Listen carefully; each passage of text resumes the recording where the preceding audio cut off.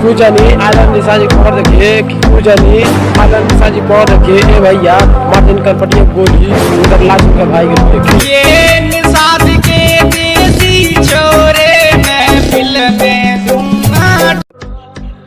एक बात सुन ले, मुंह से चाहे कान से, गान मारा जाई उलझबे राजभर से। अरे दूर है ज्यादा बोल दे स्ट्राक की बेटा बारे दूर है ज्यादा बोल दे स्ट्राक की बाबू निशाद जी ये बेटा जी ना जिंदगी भर दले बिस्तरा।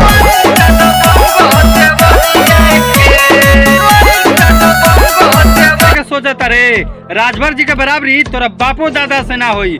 सुन एगो हमार काम कर, अभी जाके अपना दीदिया के चोली में आराम कर, बुझाइल। राजू भरावन से जे टकराई उ सीधे हॉस्पिटल जाई। ज्यादा टेजाक ना बोले तुआरी पंच दो नहीं तो धक टंगरिया फाड़ दे। निशाद जी के बेटा तार घरवा में घुस के दुनलिया से ठासे दाग दे। लौंडिया पचीसिया अपना बाप भी ले ली है।